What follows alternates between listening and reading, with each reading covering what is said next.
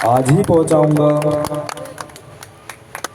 अब वो उनका भी स्वास्थ्य थोड़ा खराब रहता है, लेकिन वो भी प्रयास करेंगे कि आपके जीते जी वो आ सकें। अभी तो आपको बहुत जीना है, अभी तो आपको बहुत जीना है।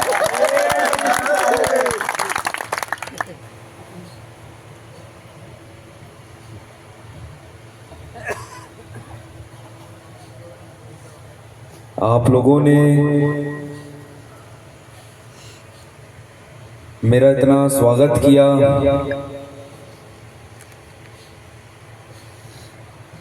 और गुजरात की ये विशेष पगड़ी मुझे पहनाई। मैं आप लोगों का तहे दिल से धन्यवाद करता हूँ। मैं आप लोगों का बहुत बहुत आभारी हूँ। आप लोगों को हिंदी समझ आती है? अच्छे से आती है ना? मैं इसलिए पूछ रहा हूँ, मैं अगर बोलता रहूंगा आप समझ नहीं रहे तो फायदा ही नहीं है। गुजराती आती नहीं मुझे। समझ सकते हैं लेकिन बोल नहीं ज्यादा सकते।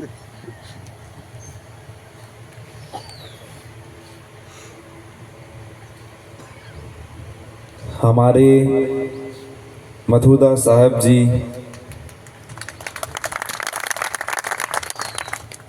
आपको बहुत बहुत साहेब बंदगी साहेब।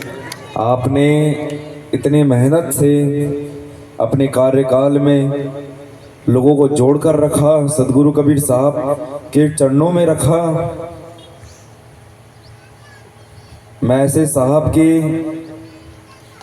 ये साहब के महंत नहीं है, ये साहब के सिपाही हैं, ये साहब के सिपाही हैं।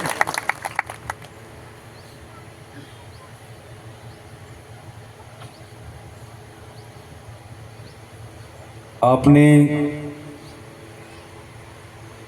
बहुत सारी परिस्थितियां देखी, ऐसी परिस्थिति में भी आपने सबको जोड़कर रखा। मैं इसके लिए आपको बहुत बहुत धन्यवाद देना चाहूंगा।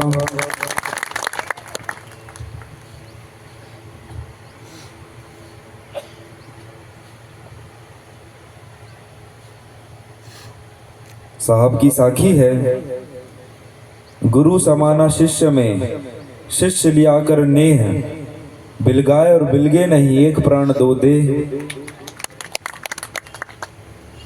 शिष्य को गुरु से अलग करने की कितनी भी कोशिश कर लो, वो अलग नहीं हो सकता। भले दो देह है लेकिन प्राण एक ही है। भले दो देह है, दो शरीर है, लेकिन ये आत्मा एक है।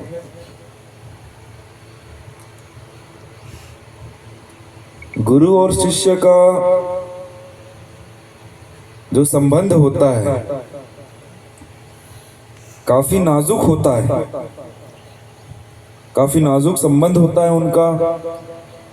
अगर गुरु अपने बहुत करीब रखेगा अपने शिष्य को, तो वो शिष्य गुरु पर पूरा निर्भर हो जाएगा। अगर उसे थोड़ा दूर रखेगा तो वो पूरा ही दूर हो जाएगा। तो गुरु को, अपने शिष्य को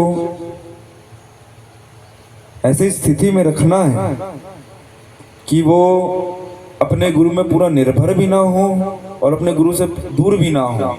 ये काफी नाजुक स्थिति में होता है।